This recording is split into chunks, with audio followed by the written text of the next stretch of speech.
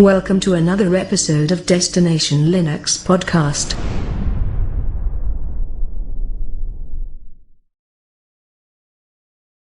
Hi, I'm Rob. And I'm Rocco. And this is episode 28 of Destination Linux. Hi, Rob. Hello, Rocco. Hey, did you know that Linux is everywhere? Look at that. I Linux did is see everywhere. a t-shirt, Rob, about Linux is everywhere. That's right. It's all over the place. It's where it counts. That's right. It's where it is. It's where it's at. Killing me. It's where it's... Can we put any worse puns in there? Yes, we can. Yes, we can. I've got one for you. Rocco, did you know that no matter where you go, Yeah. there you are? There you are, wherever you go. All right, we got to stop. Stop we can't it. Open the we can't continue to open the show like this. I'll It's say. just the corny joke meter is like peaked out. Way out there, dude. Way out there. So how are things going with you? I'm doing pretty good, man. I was up late, but we did another... What were you doing up late, Rocco? Tell the folks what's going on there. I don't know. We were chatting about everything for Friday Night Live. Well, it's a thing we do every week on my channel for a live talk, basically, and pretty much anybody can join in and talk usually about Linux stuff. But yesterday we got like way off topic and started talking about Windows and oh my gosh, and I mean I think there was even politics in there somewhere. So, but Wait a minute now, who brought up the Windows discussion? I believe it was Carmine from Total OS. Okay, yeah, that makes sense. That makes sense. I'm gonna blame him anyway. You know what I'm saying?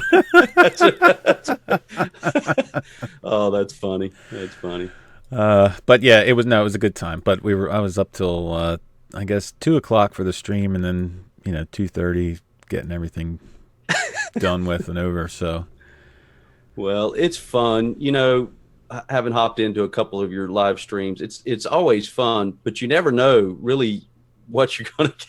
We'll pull another pun here. It's like a box of chocolates, Rocco. You never know what you're gonna get. I'm telling you, sometimes. Well, okay, I like to keep it as an open format where anybody can join, so we don't lock the room or anything. So anybody that has the link can join in. But with that, you get some strange characters sometimes. So yeah, it can be interesting. But fun. But it's a lot of fun, dude. That's why I do it. Yeah. And I do it so that you can actually get to talk to normal, everyday people that use Linux. You get to actually get their thoughts on it, have their opinions out there, and it's just a fun conversation to have. Well, like the show, just two normal guys who wanted to talk about Linux. That's it.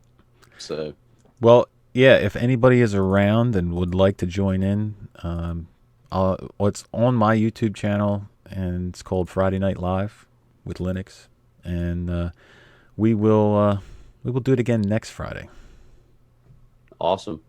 Well, I'm gonna have to go check out Friday's episode for a little fun entertainment. Well, some of them can go pretty long, man. Yeah. So, what are you running these days? Still on the same old, the Unity GNOME Cinnamon install, and it's running pretty good. I did have one issue the other day with GNOME where I had to actually switch to Cinnamon because I updated the GNOME extensions, and there was like 4 extensions that were updated, and for whatever reason, it completely crashed the whole desktop. Like it reset the desktop, and when I came back, all of the extensions were disabled, and I lost everything on the system tray as far as extensions that were there. So I had to go back into GNOME Tweak Tool and re-enable them, and I still ended up having to log out and log back in order to fix everything. So that was like the first time something like that happened. So I ended up there was another issue too, and I can't remember what it was, but then I said, you know what, I'm just going to try Cinnamon again. Because I have it installed, I was just going to try it again and see how it worked out. And Cinnamon works pretty good, except for the gaming aspect of it. Yeah. So I was getting a little bit of stutter when I was playing Rocket League and stuff, so I had to switch back to GNOME. Well, we've got more GNOME news coming up in the news segment. But Cinnamon for me, again, the UI part, I've grown more accustomed to it, I guess. But my fan runs more on my laptop with Cinnamon than any other desktop, including GNOME. Well, I don't know what it is. I mean, it ran fine. It didn't crash. It ran good. It's just that, like I said, if you play a full screen game, it just doesn't play well with it. It doesn't feel like it's not like the memory's getting eaten up or the processes itself is. It's just that it just feels bad, like in the game, and you get that stuttering, and you can't have that. So it's that cinnamon powder, it gets into everything. It falls into all the crevices and gums things up. It just gums things up, dude. If it was minty, like that, fresh minty, you mean like more fresh, more like an Xfce minty type fresh? Minty, yeah, light mint flavor. Mm-hmm. It may, that instead of that heavy cinnamon flavor that you get, well, cinnamon which is great on cereal. Cinnamon is pretty strong, dude. It's pretty stout stuff. Well, coming up in the news, we've actually got some more desktop news, which is right up our alley, and it's one of our favorite desktops, which we are currently not running right now. I don't know why, but coming up is there's lots of updates to Budgie. This isn't the big Budgie 11 update, Rocco, but this is where everything's moving to Qt. But there's some definite things happening with Budgie. Yeah, I don't know what version this is going to be. 10 I think point, it's 10.4 or something like that. Something like that. But there's definitely a lot of improvements. You have the biggest one, the biggest feature is the panel mode. Yep. So, you can put the panel on the right, on the left, on the bottom, top. You can have multiple panels. And you could have a frame of panels. You could have a frame of panels. If you wanted to frame your desktop with panels, you could do that now. Right. But you could also turn on the dock mode. Yep. And you can actually replace Plank and not even have Plank installed, and it runs. You have intelligent hide on it, so it runs just like a Plank dock. Now you had with Ubuntu Budgie, they were coming in with Plank dock, right? Yes, it's installed. So that was one of the additions with Ubuntu Budgie. But essentially what you're going to do is use a panel as a dock. Is that? That's pretty much you're going to set one up to be or act like a dock. That's if you want it. You can just use it normally. If you don't use Plank, then you can just use the panels as you would normally. But you can now set them vertical or horizontal. You set up transparency. You can set up transparency. And I know that's one of your favorite things within GNOME is transparency, having the top. Now, wait a minute. Let me back up. Let me ask you, how are you using it now? Are you using dash to panel or dash to dock still? I'm using dash to dock. So you're setting your top panel, the static panel, to transparent then? Correct. Okay. I'm actually using that extension you had talked about. Was it dynamic transparency? Yep. And that works out pretty good. So when it's transparent until you maximize the window, and then it's opaque. Right. And that's not bad. Once you've got an open window, it's kind of there, but it's there to, I think, allow you to see what you need to access easier, when you've got another window open. Yep. And look, the transparent, you don't really notice it. Like if you're going to full screen a window, you're not going to notice the transparency anyway. It's going to kind of look out of place. But when you don't have the windows maximized, transparency makes the desktop look awesome. Yes, it does. Well, and the other big improvement, we just touched on it here, but I want to kind of talk about it a little more, is the IntelliHide feature that will be coming to Budgie. And that's also really nice, especially if you're using a panel like a dock. And most people are familiar with that. So, when you've got a dock in place with dash to dock settings, for example, where you can put the panel at the bottom or the dock at the bottom, you can then toggle on IntelliHide, which means it'll get out of your way when you open up an application or a full screen window, so to speak. Yep. So that to me is a key feature you need to have if you're going to have some form of dock at the bottom. Well, yeah, if you're going to replace Plank and you're going to run in a dock mode, you have to have that. So Right. So, and then we've got also the I call it nightlight feature or whatever. I'm not sure what they're officially calling it. Yeah, nightlight applet. Yep. So that'll be included. And we're seeing that really on everything now. And I've never used that. I've been one to say, it doesn't affect me. But the more I think about it, like I use it on my Android phone, and I think it helps. I think it's one of those things where I think it does help. I just never found the right setting on the desktop. I will use it on the phone, like you said. It looks like crap, though. I tried Redshift, and there's a lot of people that love Redshift, but I just never found the right color scheme or whatever you have, because it's either taking out too much blue or not taking out enough, or it's too red, and I just never really got into using it on the desktop, but maybe this will be different. Well, I think it's something that we should all look at. I trust the science behind it, in that we weren't meant to take in all of this bright blue light, and it affects your sleep patterns and everything. I believe all of that. I think there's truth to that. So I might start using it myself just to kind of see, hey, do I get sleepier now when I'll, Right. You may force yourself to use it. But there's also a schedule with it too. So you can schedule it to a certain time, or like sunrise to sunset, where it won't affect anything, that kind of thing. So yeah, I'll have to force myself to use it though, Rob. Well, here's the other biggie, Rocco, and this is something you and I have talked about, and that is a better Budgie menu. And that, if I got to say, there was one big downfall for me for Budgie, it was the menu. And you and I have discussed how many times we wish they would switch over, take the Brisk menu and use that within Budgie. Yes, that will never happen. It's only a pipe dream, but I would love to see the Brisk menu or at least the Brisk menu features in the Budgie menu. But they are improving it, and one of the things they're improving is there is no setting for favorites. So when you open the menu, you see your recently used items on the right-hand side, and how you open your windows is how it's going to place it when you open the menu. So it's never in one place. So you open Firefox, say, and then you open your email, so when you go back to the menu, Firefox is in a different place than what it was the last time 5 minutes ago that I opened my menu. And that's what kind of like drove me nuts about it. So I kind of want bothers you, really? It does. It just, if I open the menu, I want Firefox to be in the same place that I saw it the last time I opened the menu.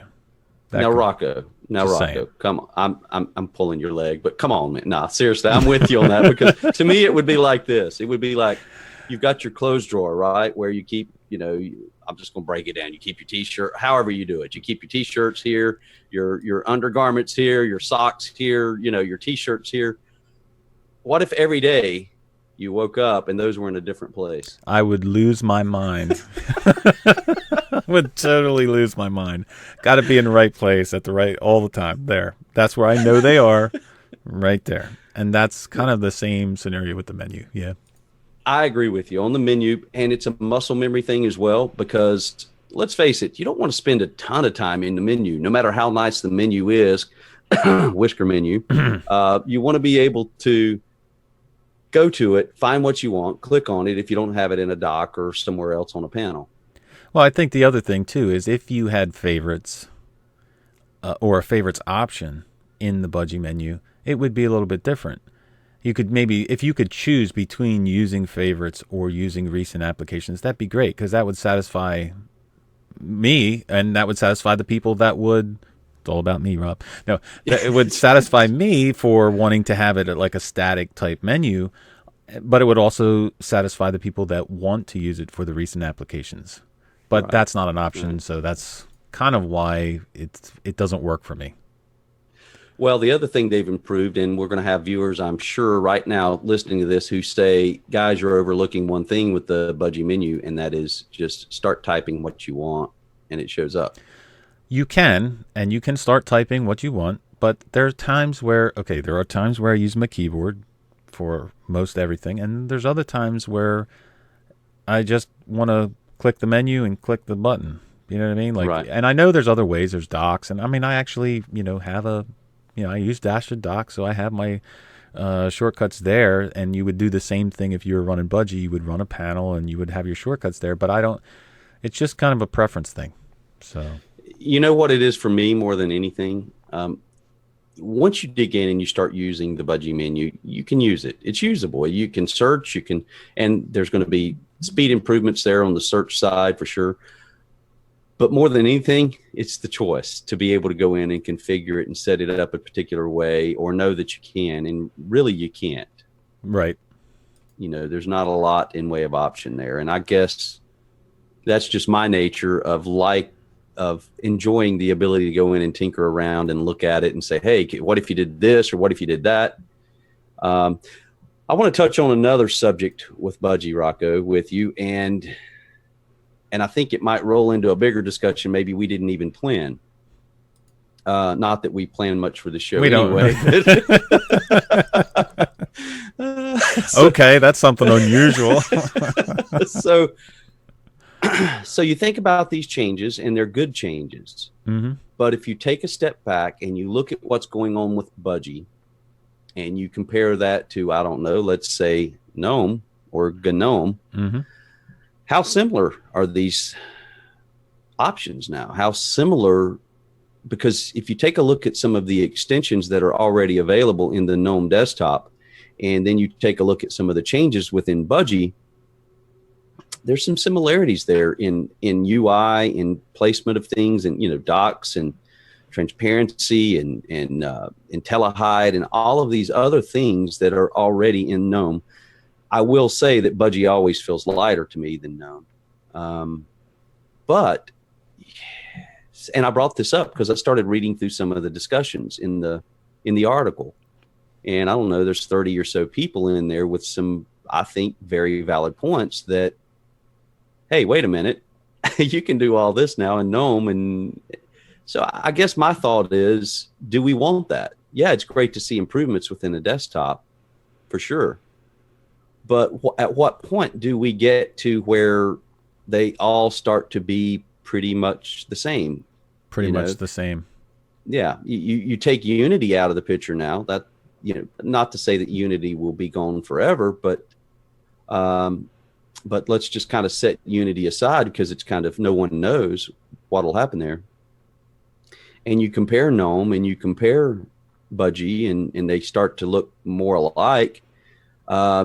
You could argue that KDE could do everything that we're talking about here.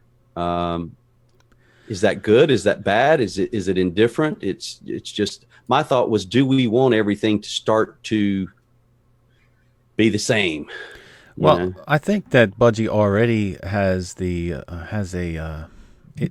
has some similarities to, say, like GNOME, as far as the whole setup that it does.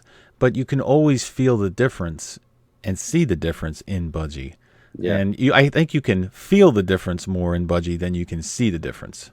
Yeah, I would agree. Now, I will agree that certain things are going similar. Like, we missed part of one of the things that are changing in Budgie, which is the settings app. Oh, yes. The Raven menu is no longer where you will go for, like, to change your theme or to change your settings. It actually has basically the calendar and the audio volume switchers and a settings button, which and notifications. And notifications, and it leads you. The settings button leads you to the Budgie settings, which is kind of similar to like a GNOME tweak tool. So in that respect, it is getting similar to GNOME, but I think it all comes down to the heart of it and how well it runs and how well it's implemented, because there's a lot of good features about GNOME that aren't implemented that great. And I think with and just as a side note, Yakkety, I think yesterday was we're recording this on Saturday. I think Thursday or Friday was his first day solely on Solus. Yeah. So, I like that. Good way to tie that in. So I can't wait to see what's going to come from this, but it is getting similar. But I think I don't think that matters to me, because I think no matter if it gets similar or not, it's still going to run different. It's still going to have that same feel of, you're always going to have that Solus feel to it, that Budgie feel to it, because that's what he put into it. That's what the developers put into it. It's from their heart. It's how they go about what they're doing. And that's where I think the differences between the desktops are. It's the vision of the people that are developing it. Like KDE, they have so much going on, and they want to do so much because they have all of this vision of what they want KDE to become or Plasma to become. Right. And I don't think Plasma ever has to worry about looking or acting like GNOME. But but I seriously think it's the developer's heart behind it that drives how well everything is implemented in it. Agreed. Absolutely agreed. And to play the middle of the fence, you bring up an extremely valid point, which is, okay, you can take extensions, because there's a ton of extensions, and apply those over into GNOME to do various things, tweak it to your heart's content, so on and so forth. But as we both know, that doesn't always bode well for an extremely stable system. On the flip side, if you've got someone as dedicated as Yakkety is to making sure that whatever's implemented within Budgie is tightly integrated, implemented, tested before it's released, and it works well, and like you said, has that solid, stable, light feel, then that goes a long way to making a much better desktop environment. It's almost like you could take, I'm going to use cars because I'm kind of a car guy. Mm-hmm. There's one thing to go buy a Lamborghini, and there's a whole nother thing to buy a Volkswagen chassis and put a Lamborghini kit on top of that Volkswagen chassis and pretend you have a Lamborghini, you know. Well, I think there will always be similarities just because you can only do so much with a desktop. I mean, when you're on a desktop, people expect it to be a certain way. They have visions of how they're going to use their desktop, and it's not like there's going to be anything earth-shattering coming out, but it's the actual implementation of it, and that counts. And I don't think you're ever going to confuse Budgie and GNOME. No, I don't. I think you're absolutely right. And then one other thing I just want to point to in the comments for that particular article is the fact that, you know, Budgie 11, or I'm sorry, Budgie 4, or what will it be? What version will that be? Budgie? We don't know yet. I don't know what version it's going to be yet. But anyway, the Qt-based version in the next big release, that is something that was mentioned in the article, and you know, who knows what's going to happen. But now you're talking about integration in a different way to give it. I think what'll happen here, this is just me guessing, it's going to allow it to differentiate itself even further from GNOME, based on the Qt platform and everything. So I don't know that. I'm not a programmer, but just kind of reading between the lines on some things. Right. Well, there's a lot of good news coming from Budgie, and a lot of new good features coming later with Budgie 11. So yeah, we'll let it play out. That's right. That's right. Well, we didn't have a show last week, Rob, because of scheduling, but last week Netrunner came out with 17.06, and it ships with an upgraded stack of KDE Plasma. So you have now the biggest change to it is it's now based on an updated Debian testing version rather than Neon. Right. So, which is a big change, and I don't know if that's a good or bad change. I don't know which one would be actually more up to date between Debian testing and Neon. Well, it seems like lately, I've been trying to keep tabs on Neon, but it seems like lately I've seen lots of remarks about the instability of Neon. Have you noticed or seen the same thing where you've said, I tried Neon and it's not been stable? And well, I've had my personal experience is that 5.10 when it came out wasn't quite as stable as 5.9 once it was, they always come out with the for early stable or early versions of it, like 5.9, and then they come out with all the bug fixes. And by the time it hits 5.9.5, it's great. Okay. Right. So the last couple versions of 5.10 were the early versions. So in my experience, it wasn't quite as stable as I was looking for. So I was kind of disappointed. But maybe by the time 5.10.5 comes out, it'll be better. Yeah, exactly. Well, that is a big move, though, to move over to Debian. Maybe they're looking from the standpoint of stability, known to be very, very stable.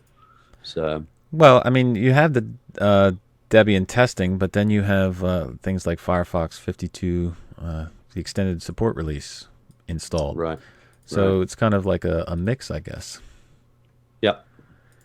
LibreOffice, some of the usuals. You've got LibreOffice, Kdenlive, GIMP, Steam, Skype, Transmission, VirtualBox, Krita, and Inkscape. Rob, you skipped over the most important thing. Which is? There's a new set of default wallpapers. Oh, yes. Oh, yes. How could I skip that, Rocco? I don't know. That's how you it. Could do Hey, that. I'm switching distros right now. Now that you brought that up, watch out. I'm just saying. All right. Well, next up in the news, and this isn't new again because we skipped a week. Linux Mint 18.2, Rocco. And if you've been following my channel any at all, and I, not to plug Linux Quest, but while I'm at it, I'm just going to plug Linux Quest. But I've been running Linux Mint 18.2 Xfce, and that's what I'm still on. When did you download the ISO? 2 years ago?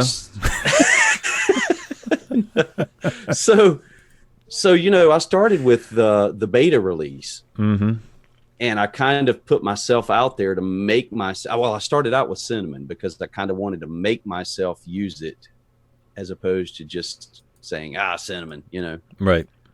Well, someone in the channel said, "Hey, Rob, try out Xfce," and I watched Joe Collins, his video on Mint Xfce, and he just went on and on about, this is one of the best distros. And I'm like, okay, I got to try this. So, I did. And so in beta mode, and kept using it, Rocco, all the way through to final release. And while there are no earth-shattering updates or changes to the Xfce desktop. Rob, don't downplay it. There is one change to the whisker menu. Yeah, that's true. Well, and that change is that's been around for a while. It's not like it's some new change. It's just that it's new to Linux Mint. So to make matters a little worse, but Rocco, it's run so well in every possible way that you could imagine a desktop to run. I mean, and I've got to knock on wood here, not a single crash, super fast, super fluid. I've spent enough time with it to be able to go in and really configure it and tweak it. And I'm convinced you can make Xfce just about anything you want to make it. Well, so needless to say, I'm a little happy with it. I am going to part ways there for a minute and say that I did install it on a second test drive, and it does run great. There's no question about it. It runs super fast. Okay. I don't think that I could get it to be themed as good as I would want it to be. And that's just because of limitations within Xfce. But as far as running, it runs awesome. The only test that I still want to do that I haven't done yet is the actual gaming test. To install Steam and run a couple games to see how well it performs, if there's any goofiness about it, any tearing, any, whatever, glitches. Right. But other than that, it has been running good. So I will give you that. Well, and with 18.2 come updates to the other desktop versions. You've, of course, got Cinnamon, which is I'm going to call it default desktop, or the main desktop for Linux Mint. And then you have KDE with a few new features. Although with KDE, I was a little underwhelmed. I did try the KDE version They're going for security with KDE Plasma 5.8 LTS. Yep. There have been some updates on the Cinnamon side, and one of the more notable improvements is on the desktop icon side. So you can automatically align them to a grid in lines or columns. You can sort them in various ways by name, size, things like that. You can change the icon size. And so they're kind of handled in their own separate process. So they're not tied into specifically into Nemo side of things. So you can do things independent of, I guess. And then within Spices, there are added themes and applets and extensions which you can add to the desktop. And that's one area where I just, as much as I would like to, I just don't get into the Spices that much. Well, it depends on what spices you're going for. If you're going for if you're using it for widget type spices, then I don't get into it either. But if you're going for things that maybe help productivity out, then yeah, because that's where you're going to get the different style menus. That's where you're going to get like some of the almost like GNOME extensions where you can have, monitors in your system tray or the weather, that kind of thing. So I'm not a big widget type person, even though I had run KDE for the longest time. I'm not a big widget person on the desktop. Right. Yeah, I'm with you there. But about the only thing I would put on the desktop would be a clock from time to time, just to show off that, hey, you can put this big clock up here, Yeah, and I do, but the only problem with that is I have put clocks on the desktop, but it's like Conky. I like Conky, but the problem is most of the time I got so many windows up, I don't even see the desktop anyway. So it kind of defeats the purpose. Yeah. Yeah. Well, are you going to continue to run 18.2 and experiment? Like you said, you were going to try to put a few games on there and see how that goes? I'm definitely going to keep testing it and see how well it performs. I mean, I don't really need to test it to see how well it performs. I just need to test it to make sure that I could run it on a daily basis where I could record videos without screen tearing. I could play games without stuttering, that kind of thing. So, yeah, I'm definitely going to keep testing it out. Whether I run it, I don't know. Time will tell. Yep, time will tell. Yeah. Well, just if you're listening to this and you're looking for something new to try, I mean, you've got some options there. And this is a long-term support release, Rocco. Going out, I think, till 2021, support till 2021. Yep. So, and again, I got to say, going on 3-4 weeks plus previous to that beta, it's been rock solid. Your mileage may vary, but normally, I'm a Arch-based guy. I thought I would have missed the AUR more at this point. And there's been a few times and there's several distros that, of course, that have come on the horizon. Arch Labs, R2D2, for example, which is one that I've got to give a go. And it's surprisingly to me, once you get everything set up within Linux Mint, I mean, what else is there? It's not like you're spending a lot of time having to install software or everything. It's all, once you've got it there, it's there, and it just runs. Well, Linux Mint is one of those things where you don't have to, if you're looking for one that you don't have to tweak, you don't have to set up huge amounts. That's one to use. But I don't know. We talked about that before. I don't know if I've ever actually ran it for long periods of time. I mean, there was a time years ago, excuse me, that I did run it, but not in the last couple years. So, well, listen, this surprises me. If you go back and you look at our discussions and you look at Linux Quest early on, you didn't hear me talking about Linux Mint. I mean, it's not like I was some big Linux Mint fanboy at all. In fact, I just kind of overlooked it a lot of times because I don't even have a reason why. I mean, primarily it was that I wasn't into the Cinnamon desktop. But so I'm surprised coming 9 months from when I really started to jump back into Linux full on, full bore, that I've come full circle back to to Linux Mint and singing its praises. Never would have dreamed. Never would, but hey, life's full of surprise. Linux is full of surprises. That's it. Well, next up, Rob, we have, I don't know if we covered this before or not, but Zorin OS 12 Lite Edition has been released. Well, right. Yeah, I don't believe we covered it. I know we talked about it. And let's see.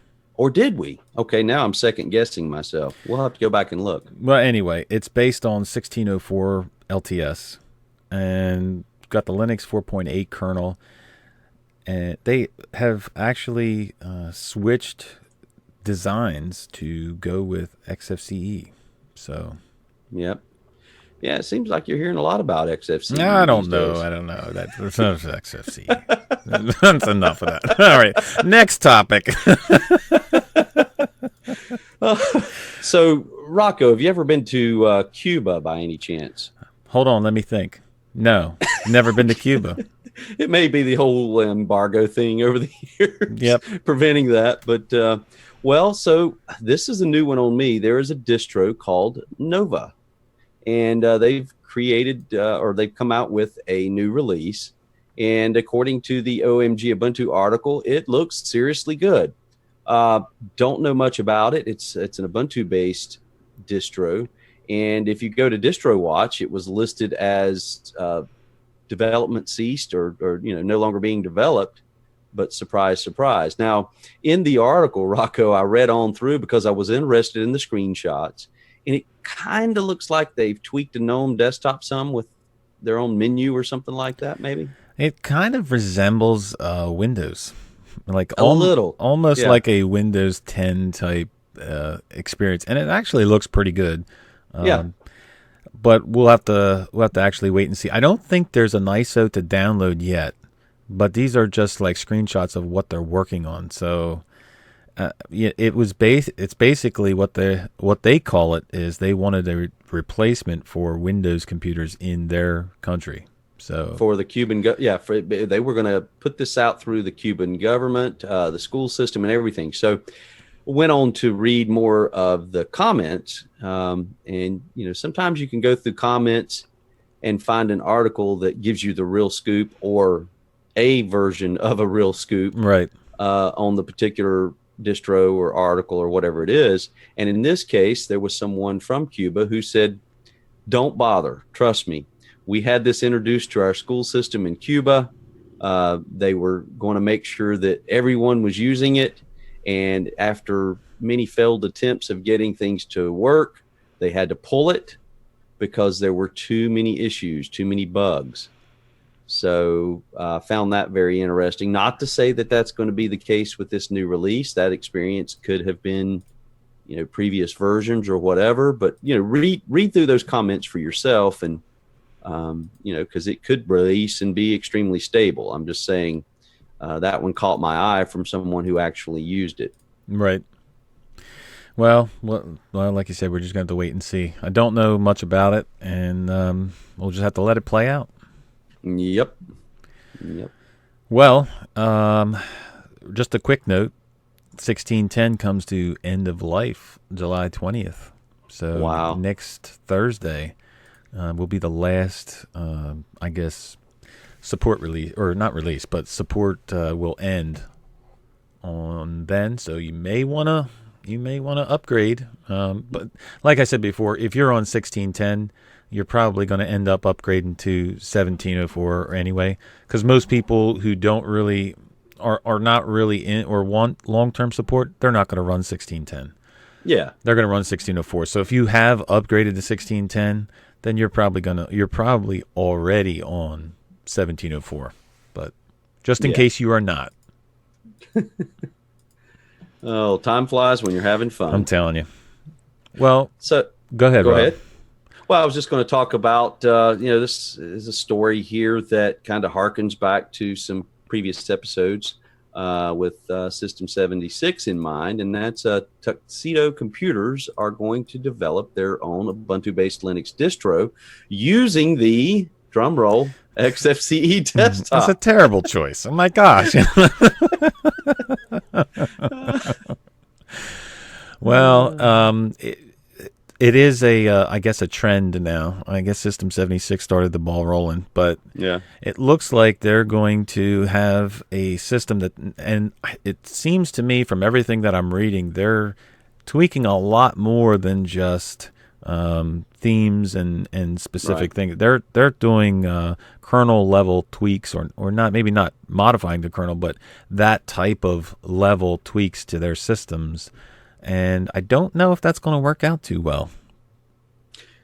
I imagine there are going to be a few people who have a few things to say about that, because from everything from security to, people don't like it when you get in there and dig deep and start changing things. Well, I mean, this is more for their computers that they're selling, but the problem is that how are they going to have enough resources to, once you start tweaking, and like, how far do you go? Like, where do you stop as far as hardware configurations and all this stuff? So are you going to have the resources to continue on and still support once you start changing things from the normal, say, Ubuntu base? I mean, yeah, it's still going to be Ubuntu base, but when you start tweaking things as far as kernel level type things, you're on your own. There's no more support from the greater community, so you are basically doing it yourself. And do you have the resources to do that? So it's a big thing to bite off and chew, but we'll see what happens. Well, it is, and let's see. I think it's Ubuntu that they're using, because that's with the Xfce Desktop, and so scenario could be this, Rocco. You've purchased one of their systems, heavily modified systems, and let's say Ubuntu makes a big release, and you've just decided to go ahead and put the latest Ubuntu on there. How does that affect your system? Well, whether or not, whether or not your system reacts the same way is a completely different story. Out of the box, it should work. Any, Ubuntu should work on their system. I don't think they should be creating hardware, laptops, computers that only work with their TUXEDO brand Ubuntu distribution. It probably should work with all of them, but you're right, it introduces new problems that they may not work as fluent. They may not be up to par because they're concentrating on a specific distro rather than the whole Ubuntu brand. This is much more than just, hey, Pop OS, we're going to go in and create a theme and tweak some things to give our systems a consistent look and appearance with a certain color theme and things that match our marketing. Right. This is much more than that, I guess. Yeah, it's a little bit more than branding, and I don't know what Pop has down the road, like System 76. Maybe they do have intentions on adding more deeper fixes and deeper tweaks, but for right now, it seems like System 76 is going the right road, because they're relying on the community as far as the backing of it, and they're just putting their branding on it, where TUXEDO is going a whole different direction, where they're kind of like changing everything. So I don't know. We'll have to wait and see. This will be another one where time will tell. That's it. So, that's the title of our show. Time will tell. Time will tell. I think, as a matter of fact, buddy, I think you've just nailed it. Yep, you've just nailed it. So, Rocco, there's a little bit of KDE news, which is surprising, because typically there's always something going on with KDE, and that is the snap backend for KDE 5.11. So they say now it's going to be stable enough to be used in production environments this fall when 5.11 releases. Well, I don't understand all of everything about snaps. I'm sure Martin would explain it much better. But apparently there is already some back-end stuff of snaps in Discover, but it's going to be in 5.11. It hopes to be full-blown snap supported as a native thing where all the apps look and feel just like they're supposed to. Yeah. Man, I don't know about you, but Discover to me still feels like it's got a ways to go. Look, man, Discover has great intentions. Like they have great things ahead for Discover. But to be honest with you, I totally agree. It just is not even close. To be honest, I wouldn't even put it in as my main software center. I just wouldn't put it. It's that, to me, that far behind. I mean, from just minor stuff, like stuff that you would think, man, this should already do this. Like, you can't sort the applications by title. You know, you can't, for the installed programs, you have a listing of all the installed programs you have in there. There's no way to sort it in any intelligent way. I mean, it's just like they're all there. There you go. That's what you have installed. And I'm like, for a lack of better words, it's clunky. I'm telling you. I mean, it is just clunky. So, and I wanna see it improve. I wanna like it, but it has some great things to it. I mean, you know, they have improved it a lot over the years, especially in the looks department. But there's still some things that just completely, like, you're like, you improved all of this over here, and then it still looks like this. I mean, like, it's just weird. I don't, and like I said, when I'm on, like, if I'm on KDE Neon, I'm going to install Synaptic and use it, because that's there's no way I'm using Discover. Well, that's what's so awesome about the Antergos KDE version. You've just you pull up Pac-Man, and you've got the AUR right there, you know, in with that, and you're not even thinking about Discover. And then when you do experience Discover, it's like, whoa, yeah. So this is bad. So, well, we got GNOME news. Yes, absolutely. All right, so we got it's about time, because I mean, Xfce's been in the scene here for this whole show. I'm saying. Yeah, even though they haven't had a release in 18 years, they're in the news. All right, so Dash to Panel was updated, and it now gives you a peek at your open Windows. So Windows Peek is the headline edition according to OMGUbuntu. So it looks like Windows 7 Peek is what it looks like. Okay, and law enforcement, if you're listening, Rocco is not talking about peeking into Windows. I just want to not a peeping Tom. No, we're talking about desktops here. That's right. So you have the ability to hide favorites now from the panel. Yep. And you know, there's one or two other things, but it basically, the biggest feature is the Windows Peek, and that's something that, you know, I will say KDE had for a while. So it's good to see that it's actually being implemented into GNOME type stuff. Absolutely. And so, Rocco, there are two kinds of people in this world. Okay, there are people who like Neil Diamond and people who don't. Now, I'm not going to ask you musically which camp you fall into, but bear with me here, because I am transitioning over here to the GNOME desktop with that statement. Right. There are two kinds of people who use Dash to Dock and people who use Dash to Panel. Which one do you prefer? Dash to Dock. Okay. All the way. I would be the Dash to Panel. But we're seeing improvements in both. Yep. Those are two very, very popular extensions. And that's so. But by the way, do you like Neil Diamond? I'm not answering that question.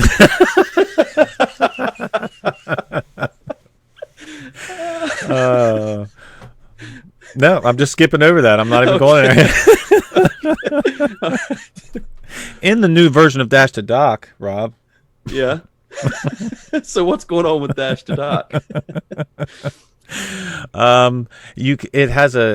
It introduces a new setting for window previews for running apps, and it's not like the Dash to Dock or Dash to Panel, where you can hover over Dash to Panel. You can hover over the icon and it will pop up the preview. But in Dash to Dock, it doesn't actually do that. You have to right click on it, and you can see it's kind of like, I don't know. It's not the greatest thing to me, but you can see the previews if you'd like. Yeah. Yeah, to me, it didn't seem like something where I'm like, oh, I'm going to switch to this, because now you can see a little preview pop up. Well, I mean, it also has the isolate monitor option on it, Right. so that you can have, if you have both the dock on both monitors, you can have it set for a certain application on that monitor, and it will only show that monitor, and same vice versa on the second monitor. So it does have that, but it's not a huge deal. Well, and this is a discussion, for the ages, I think, as far as GNOME is concerned. I have to think at some point that the GNOME/GNOME team is looking at extensions like Dash-to-Dock and like Dash-to-Panel and saying to themselves, this needs to be incorporated into our default desktop. I mean, well, they have done that in the past. I mean, there were certain extensions that started out as community extensions, and then they did implement them. But I don't know if Dash-to-Dock would be one of them, because it seems to me, although you and I would probably feel that Dash-to-Dock or Dash-to-Panel should be implemented into GNOME, it just seems to me they want to keep it as vanilla as possible and let the user decide what they want to do with it. So yeah, and there's something to be said for that. There is. I think if you looked on the Windows side of things, and all of a sudden Microsoft releases Windows 10 with just a blank bar at the top and said, "Oh, by the way, you got Dash to Windows now." No, they go the completely opposite way. They change everything around and then tell you, "Here, this is what you have. You no longer have." And you're going to love it. And you're going to love this. You're going to love it. A la Windows 8. Telling you. So, all right. So, Rob, you can now add blur to the GNOME shell. Well, at least to the activities part of it, anyway, through an extension. And what it does is, when you open the activities menu, you'll be able to it'll have a setting so that you can blur the background. So right now, if you open it up, you'll see your background. It'll be transparent, but it'll still be, you'll see whatever you have, including text. But this actually blurs the background. So if you did, and that's one thing wrong, well, not wrong, but that's one thing you got to be careful with transparency, is the fact that if you do have a background that has text, it can really mess up the look of a desktop. Yeah. So, I mean, like in KDE, you can blur the backgrounds on the transparency. It has a setting in there for that. So now with this extension, GNOME will have that ability to blur the background on the activities menu, although not all through the whole desktop, not on like certain windows and stuff like that. It will be in the activities part. Yeah. Yeah, that I think will be nice. And as far as the blur, you see that, well, was that what you were getting within Unity, right? When you had blur effects, right, in place? I'm pretty sure you did, yeah. Yeah. Hey, one other thing, too, on Dash to Panel that I wanted to mention, there's some updates there, or maybe I completely skipped that we didn't discuss it. You can now change the menu launcher. So you can change that to whatever icon, as opposed to just the square dots that you get. You could now change that to an icon or text, or a combination of the two. That would be awesome if you could do that in like Dash-to-Dock. Yes. So stay tuned. You'll probably see, my guess is you're going to see that change there as well. But it's just great to see that activity, and that's what keeps the GNOME desktop and all the extensions so interesting. Yep. Hey, also speaking of GNOME, there's more GNOME news, and this one I think is really needed, and that's new features coming to GNOME files, or most people know it as Nautilus. And these are all welcome additions, I think. For me, one of the big additions here is Nautilus tags. So you can go in and basically mark your files and folders with specific, tags. It could be a project name. It could, you're tagging that it's photo related or whatever, just to give you more ability to really go in and make it easier to find what you're looking for with the use of tags. Yep. It says, and I watched a video on it, and you can pretty much set up the tags and set up the color for each individual tag. Right. And it seems like a pretty useful feature. They're also going to do full text search, Yep. which is pretty awesome. Yes, it is. And another big one that's helpful, because I've done this myself, Nautilus Restore Tab. So have you ever done this, Rocco? Where I have never done that in my entire life, where Yeah, I've right. closed out a tab and didn't want to, Rob. Yep. You have that Homer Simpson moment of, oh. So that's a really nice feature to be able to do tab restore. Yep. That all goes into workflow, and that's one thing I hear time to time with GNOME Desktop as well. It doesn't match my workflow. It doesn't have the best workflow. And these are the things that I think help improve that situation. As you use it, as you're really spending time with it, not just distro hopping and trying it out here or there, but when you're using it day in, day out, it's a lot of times those little things that start to add up. Yeah, well, I mean, everybody's different, but GNOME matches my workflow perfectly. So, but it's always good to have these little improvements. Yep, absolutely. All right, so you have the Nautilus devs working on more stuff, Rob, in the future. All right, so they are going to have or try to integrate cloud things into Nautilus itself. So basically, on the left-hand tree, you would have options to open up your cloud storage, and they're trying to work with different cloud storages like Dropbox, OneDrive, and SpiderOak. You ever try SpiderOak? I have not. That's actually pretty darn good. Not to get sidetracked, but it's got a nice Linux client, and it's encrypted. Only problem is it's on a little expensive side. But other than that, it's pretty good. But anyway, back to Nautilus. They are working on integrating that into the file manager itself, so you would be able to like right-click places and see get to your folder, depending on which cloud storage you use. So, listen, that would be huge if they can get that right, because that's one of the huge problems right now. I'm using Mega, and I know you've talked about SpiderOak, and Mega has a nice way of integrating it into whatever file manager you're using. But to have that kind of built in, would be, if they can get that right, that's huge. Yep. Well, one last news item here we got, Rob, and it's not major, but it is pretty neat because I'm into changing sound outputs. Yes, yes. 1710, when it comes out, is trying to make it easier to switch to Bluetooth speakers. So there's actually a video with this article, and it shows music playing, and it shows him connecting a little Bluetooth small speaker, and it automatically switches to that sound output as soon as it's connected. Nice.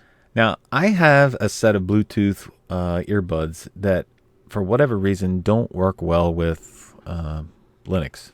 Not sure if it's compatibility with the manufacturer or what, but if this keeps going, that would be awesome, dude, to be able to switch outputs like that. Oh, without a doubt. And you think about all of the peripherals now that are using, Bluetooth audio. I mean, they're everywhere now. So it would be, I think it would be huge for a lot of people to have that really working well. Yep. Well, it's good to see those continued improvements. That's it. Continually improving. Time will tell. Yeah. Well, Rocco, we're kind of coming to the end of the news segment, and I wanted to just kind of share with everyone some changes to the channel. Due to my increased workflow, and that's, my day job, I'm going to have to kind of take long... You mean you're not independently wealthy? No. Okay. By no means. So basically, without getting into a lot of details, I'm involved in a business that requires a tremendous amount of travel and very long days, not unlike many of you. Many of you are out there working 10, 12-hour days.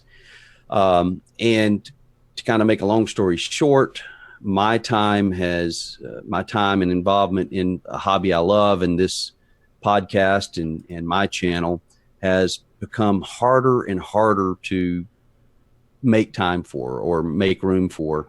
The time between my day job and doing all of the stuff that I love to do here with the channel and everything is starting to conflict. And, so there you have to make choices. And obviously one is paying the bills and the other is, well, it's fun. It's a fun hobby. So I'm going to have to scale back in those areas, which will include Destination Linux, unfortunately. So we're going to have to look at some changes. We want Destination Linux to continue on. How that all is going to work right now, we're not sure.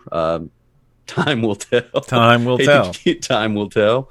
But, I hope that I will be able to come on from time to time and join the show. But we're going to have to kind of make other plans moving forward. Yes. I would also like to see Destination Linux continue. So I will completely miss the conversation with you, Rob, because same here. That's what makes it so fun, is the connection and the conversation that we have about things, because it's not just talking about news bits. It's the conversation. So I will totally miss that. Well, that and Rocco, we didn't know each other 7 months ago. Linux basically developed, in my eyes, a very good friendship. You're a friend. You've become a very good friend. And I appreciate our discussions. It's, like with any discussion you would have with a friend, we've never met personally. Nope. We're in states, 15, 14 hours apart or whatever, 12 hours apart. But, Linux has allowed us to share our common interest and excitement for the Linux community. It's allowed us to make friendships in that community. It's allowed us to have this show and do something we love, which is talking about technology that we're passionate about. So it's been nothing but, to me, a totally positive experience. And that's why I don't want it to end. But unfortunately, from the work side of things, it's got to take priority for, unforeseeable time. It could be that in 3 months, then that there's more time for this. Right. I just don't know that yet. And in order to be fair to you, you can't have an unstable host. And some would argue mentally unstable host. Mentally unstable.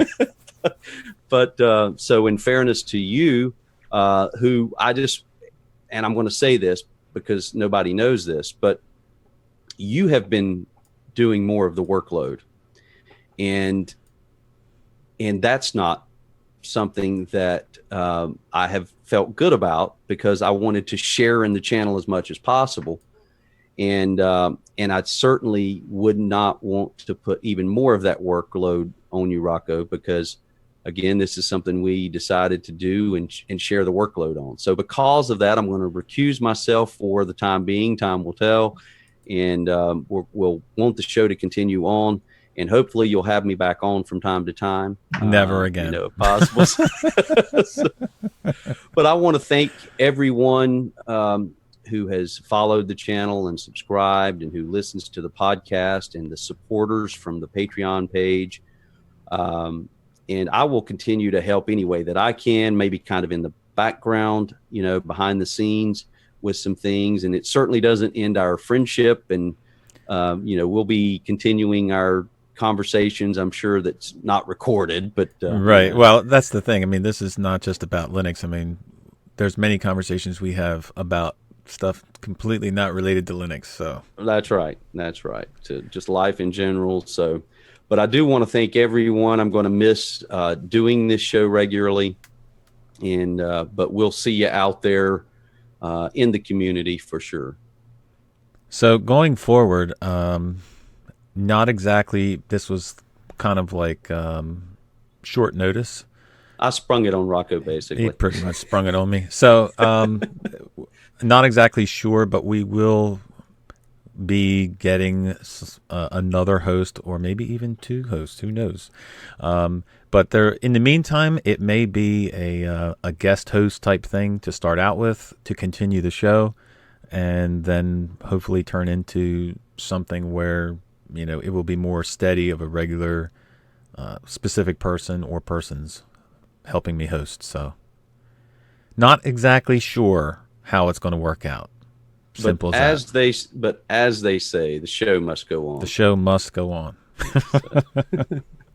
So, again, we appreciate everybody's support, including the Patreon, including the comments. I mean, it's not just about Patreon. It's about conversations. It's about the emails we get. And I know that there has been one or two emails that have slipped by me that I have not been able to respond to yet. But I appreciate everybody that takes the time to comment on the YouTube video, send an email. And it doesn't have to be, oh, the show is great. It can be just, hey, did you see this? Did you see that? That's what's great about it. So we appreciate everything everybody has contributed. Absolutely. Well said, buddy. Well said. And, I guess that brings us to our final destination for this episode. For this episode, it's our final destination, Rob. Well, as always, I enjoyed it. Going to miss it, buddy. And hope to see you soon back on once I kind of get things roped in work-wise, hopefully. Well, I am totally going to miss the conversation with you.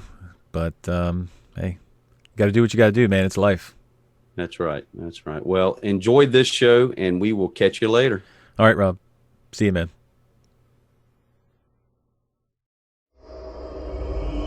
Thank you for listening to another episode of Destination Linux podcast.